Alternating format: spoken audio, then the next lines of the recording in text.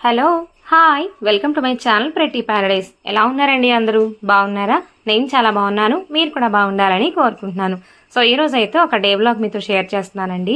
మధ్యలో ఒక 2-3 డేస్ నేను వ్లాగ్స్ అయితే సరిగ్గా పోస్ట్ చేయలేదు కదా, సడన్ గా అనుకోకుండా ఊరు వెళ్ళాం అనమాట. ఇంకా దానివల్ల అసలు నేను ముందేమి వీడియోస్ అయితే షెడ్యూల్ చేయలేదు. ఎప్పుడైనా ఊరు వెళ్ళాలని ప్రీ ప్లాన్డ్ గా అనుకుంటే నేను వీడియోస్ అన్ని మంచిగా షెడ్యూల్ చేసుకుని ఒక 2-3 డేస్ కి సరిపడా అన్ని ఎడిట్ చేసుకుని ఇంక పెట్టేసుకుని వెళ్తాను అనమాట. బట్ ఇప్పుడు ఇంకా అనుకోకుండా వెళ్ళి రావడం వల్ల ఇంకా అప్పటికప్పుడు సడన్ ప్లాన్ వల్ల కుదరలేదనమాట. ఇంకా అందుకని ఏం వీడియోస్ అట్లా ఏం పోస్ట్ చేయలేదు. అండ్ ఎక్కడికైనా వెళ్తే నాకు అంత నెట్ యాక్సెస్ కూడా ఉండదు కాబట్టి ఇంకా వీడియోస్ పోస్ట్ చేయడం కూడా కుదరలేండి. ఊరు వెళ్తే ఏంటంటే మ్యాక్సిమం ఎడిటింగ్ అవన్నీ అక్కడ అవ్వవు. ఎక్కడికి వెళ్ళినా వాయిస్ ఓవడం, వాయిస్ డిస్టర్బెన్సెస్ ఇవాటన్నిటితో కుదరదనమాట. బట్ ఒకవేళ ఎడిట్ చేసుకుని తీసుకెళ్ళి అక్కడ అప్లోడ్ చేద్దాం అనుకున్నా కానీ బట్ అక్కడ నెట్ అయితే సరిపోదు. నార్మల్ గా మనం వేయించుకునే 1 GB 2 GB నెట్ అయితే సరిపోదు అనమాట. వైఫై ఉంటేనే వీడియోస్ అప్లోడ్ చేయడం కుదరలేదు. ఇంకా గ్యాప్ తర్వాత మళ్ళీ ఈ రోజే వ్లాగ్ ఎడిట్ చేసి అప్లోడ్ చేస్తున్నాను. ఇక్కడైతే మార్నింగ్ ఈ రోజు బ్రేక్ఫాస్ట్ ఏం ప్రిపేర్ చేయలేదు, ఎందుకంటే అసలు ఈ రోజు వర్షం అనమాట మార్నింగ్ నుంచి ఫుల్ గా. ఇంకా మెలకు రాలేదు, కొంచెం టైం ముందే మెలకు వచ్చింది, అంటే జస్ట్ ఒక ½ అవర్ ముందు మెలకు వచ్చింది అనమాట. ఇంకా లేచి మా హస్బెండ్ రెడీ అయ్యి కొంచెం టీ పెడితే తాగేసి ఇంకా వెళ్ళిపోయారు. ఆయన బ్రేక్ఫాస్ట్ చేస్తానులే, నేను బయట తీసుకెళ్ళిపోతాను అన్నారు. ఇంకా నేనైతే ఆల్రెడీ మ్యాంగోస్ ఉన్నాయన్నమాట. మ్యాంగోస్ ఉంటే మనకి బ్రేక్ఫాస్ట్ లంచ్ ఏం అవసరం లేదు, అంత ఫేవరెట్ నాకు. సో ఇంకా మ్యాంగోస్ తిందాంలే అన్నట్టుగా ప్లాన్ చేసుకున్నాను. కావాలనుకుంటే దోసపిండి అవి ఉన్నాయి కానీ ఒకదాన్నే ఇంకేం చేసుకుంటాంలే అన్నట్టుగా ఏం చేయలేదు. ముందు రోజు ఇంకా డ్రై ఫ్రూట్ స్మూతీ కూడా మర్చిపోయాను అనమాట నానబెట్టడం కూడా. ఒకవేళ ఉండుంటే అదన్నా చేసేదాన్ని. ఇంక ఈరోజు బ్రేక్ఫాస్ట్ సంగతి అయితే అలా అయింది. ఇలా ఎప్పుడో కానీ జరగదులేండి, మోస్ట్లీ అసలు మర్చిపోను. అండ్ లేవడం కూడా లేట్ అవ్వదనమాట. బట్ ఎందుకు అలా జరిగిపోయింది, ఈ రోజు అన్ఎక్స్పెక్టెడ్ గా జరిగింది. బట్ ఒక్కొక్కసారి ఫైన్ కదా అన్నట్టుగా ఇంక లైట్ తీసుకున్నా. మా హస్బెండ్ అయితే బ్రేక్ఫాస్ట్ బయట తీసుకెళ్లారు. నేనైతే మ్యాంగోస్ తిన్నాను అనమాట. చేతన్ కోసం ఓట్స్ ప్రిపేర్ చేశాను, వాడు కూడా మంచిగా ఓట్స్ తిన్నాడు. సో బ్రేక్ఫాస్ట్ అయితే ఈ రోజు ఇలా జరిగింది. అండ్ ఇంకా వాడు కూడా మా హస్బెండ్ వెళ్ళిన తర్వాత కాస్త వాటర్ తాగుతాడని వాటర్ ఇచ్చా అనమాట. వాడు తాగిందే కాక వాడు టాయ్స్ కూడా ఇస్తూ ఉంటాడు. ఈ మధ్య ఈ కారు, ఆటో ఇవన్నీ కూడా కొనుక్కున్నాడు అనమాట. ఈ ఆటో ఆల్రెడీ కొనుక్కున్నప్పుడే చూపిద్దాం అనుకున్నాను కానీ నేను లాస్ట్ మంత్ పెద్దగా వ్లాగింగ్ అయితే ఏం చేయలేదు. ఇక 10 days అలా బయట ఊర్లు తిరగడమే సరిపోయింది కాబట్టి ఆ వ్లాగ్స్ సరిపోయినాయి అనమాట. సో అదైతే మధ్య ఆంజనేయ స్వామి టెంపుల్కి వెళ్ళాం కదా, సో అక్కడ కొనుక్కున్నాడు. ఆ ఆటోకి అప్పుడే ₹1 లేకుండా చేసేసాడు చూసారా. నేనైతే అసలు ఆ ఆటోను ఊహించుకోలేకపోయినా, అలాగా దాన్ని చక్కగా డిజైన్ చేసి ఇచ్చారు అది. కానీ ఆడ ఇంకా మొత్తం పైన పీకేశాడు. ఏంట్రా తీసేసామని అడిగితే దానికంట ఇబ్బందిగా ఉందంట, ఫ్రీగా ఉంటుందని తీసేసానమ్మా అంటున్నాడు. ఇంకేం చెప్పాలి, అలా అంటే చెప్పండి. ఇంకా వాడికైతే ఫ్రెష్ అప్ చేసి బ్రేక్ఫాస్ట్ పెట్టిన తర్వాత ఆడుకుంటూ ఉండమని చెప్పి నేను కిచెన్లోకి వచ్చి వంట స్టార్ట్ చేశాను. అండ్ చాలా రోజుల తర్వాత ఈ రోజు వర్షం పడిందేమో, నాకైతే చాలా లేజీగా అసలు ఏం చేయబుద్ధి కాలేదనమాట. అండ్ మార్నింగ్ లేట్గా లేవడం, ఇంకా ఇంపాక్ట్ అంతా డే పైన పడినట్టు లేజీగా అనిపించింది. ఇంకా ఈజీగా అయిపోయి ఆలు కర్రీ ప్రిపేర్ చేస్తున్నాను ఇక్కడ. ఇదైతే కాస్త ఈజీగా అయిపోద్ది, తినడానికి కూడా బాగుంటుంది కదా కొంచెం అన్నట్టుగా ఇంక ఇది ప్రిపేర్ చేస్తా ఉన్నాను. మీన్వైల్ ఇంకా చేతని ఆడుకోమని మధ్య మధ్యలో వెళ్ళి వాడిని చూస్తూ వస్తూ ఉంటా అనమాట. సో దట్ వాడు ఏం చేస్తున్నాడో కూడా ఒక కన్నేసి ఉంచొచ్చు, లేకపోతే ఏదో ఒకటి చెక్క పెట్టేస్తాడు కాబట్టి. సో ఇంకా అలాగా వాడిని ఆడుకుంటూ ఉండమని నేను ఇంకా కిచెన్లోకి వచ్చి గిన్నెలు తోమడం, వంట చేయడం ఈ పని చేసుకుంటూ ఉన్నాను. ఇంకా ముందు రోజు నైట్ కూడా అసలు డిషెస్ వాషింగ్ కూడా ఏం చేయలేదు, అలా లేజీగా వదిలేసాను. ఆ impact next day morning breakfast మీద పడింది. సో ఇంకా అలా లేట్గా అయినాయి అనమాట ఈరోజు పనులన్నీ కూడా. కానీ చాలా రోజుల తర్వాత వర్షం పడడం వల్ల చాలా రిలాక్సింగ్ గా అనిపించింది. ఏంటో మేలో వర్షాలు పడినాయి కానీ ఏంటంటే జూన్ వచ్చేసరికి ఆ మే నెల ఎండలన్నీ కలిపి కొట్టేసినట్టు అనిపించింది నాకైతే. మేలో కొన్ని రోజులు ఎండలుండి తర్వాత అన్ని వర్షాలు పడడం, రెయిన్స్ రావడం, చల్లబడిపోవడం జరిగింది కదా. సో బట్ ఇంకా జూన్ రావడమే మొదలతో ఇంకా వర్షాలు అనుకునేసరికి ఇంకా ఎండలు ఫుల్గా కొట్టాయి కదా. ఇక ఆ ఎఫెక్ట్కి వర్షం అయితే ఒక 2-3 days నుంచి పడుతుందిలేండి. ఇంకా దానివల్ల నాకైతే చాలా రిలాక్సింగ్ గా అనిపించింది అనమాట. చాలా రోజుల తర్వాత వర్షం వచ్చిన ఫీలింగ్ అయితే కలిగింది. సో ఇక్కడ మీన్వేళ ఆలు కర్రీ కూడా అయిపోయిందిలేండి. ఇంక ఇది ఒకటే ప్రిపేర్ చేసి కిచెన్ అంతా నీట్గా క్లీన్ చేసుకున్నాను. ఇంకా మధ్యాహ్నం లంచ్కి వచ్చారనమాట మా హస్బెండ్, లంచ్ చేసి వెళ్ళిపోయారు. ఇంకా ఆయన లంచ్కి వచ్చి వెళ్ళిన తర్వాత అప్పుడు ఇంకా నేను డ్రై ఫ్రూట్ పౌడర్ ప్రిపేర్ చేయడం అయితే స్టార్ట్ చేశాను. ఈ డ్రై ఫ్రూట్స్ కూడా మేము తీసుకున్నప్పుడు ఆల్రెడీ మీతో షేర్ చేశాను కదా షాపింగ్ బ్లాగ్లో. ఇంకా అప్పుడే చెప్పాను కదా ఈసారి డీటెయిల్గా మళ్ళీ షేర్ చేస్తానని, ఎందుకంటే చాలా రోజులు అయిపోయింది ఈ రెసిపీ అంతా నేను షేర్ చేసి.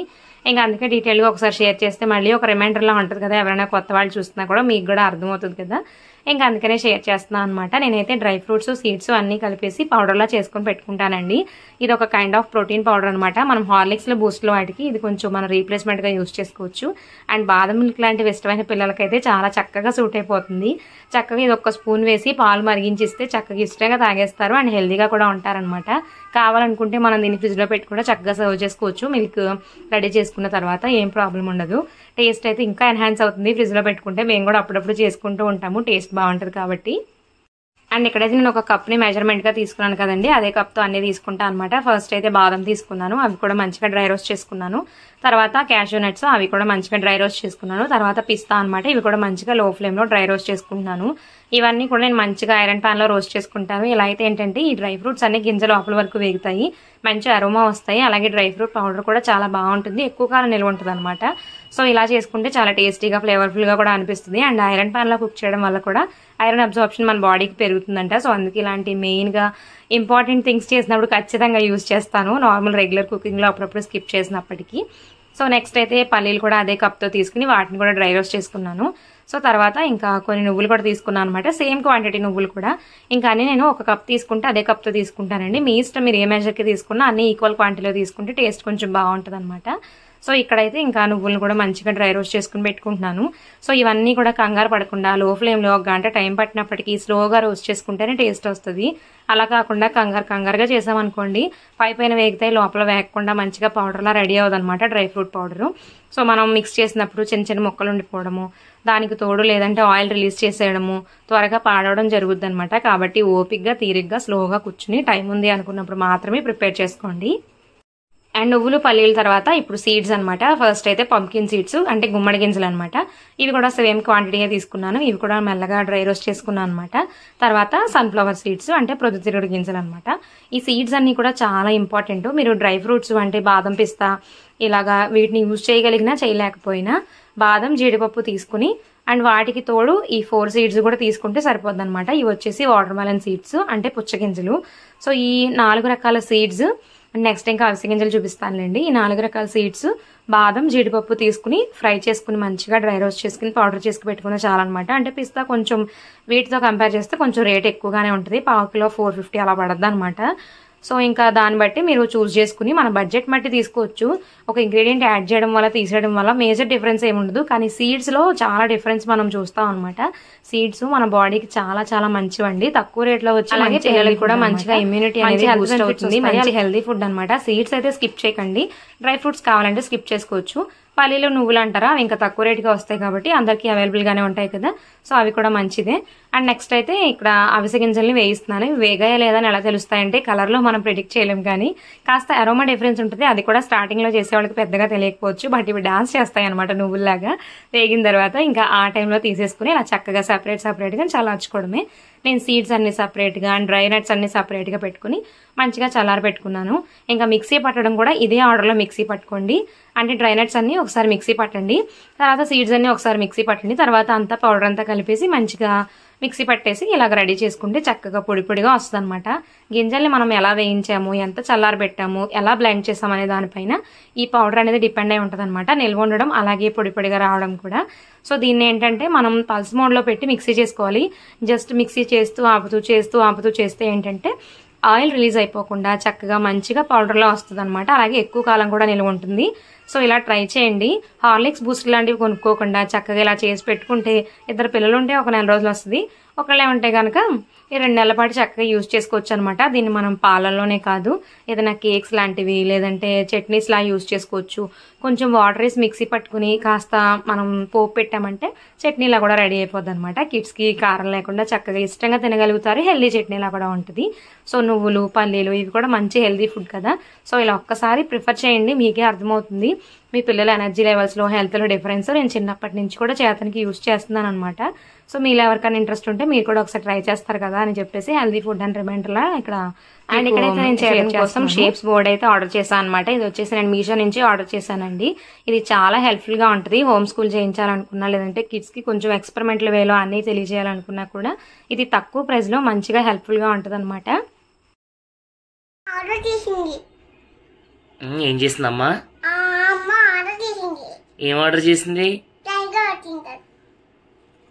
Triangle, rectangle. నచ్చిందా? హ్యాపీయా? ట్రయాంగిల్ ఏది అందులో? మరి సర్కిల్ ఏది? పెంటగోన్ ఏది? సెమీ సర్కిల్ సరిగ్గా. అదేంటది? ఓవల్. సెమీ సర్కిల్ ఏది? స్టార్ ఏది? అంతే, వెరీ గుడ్.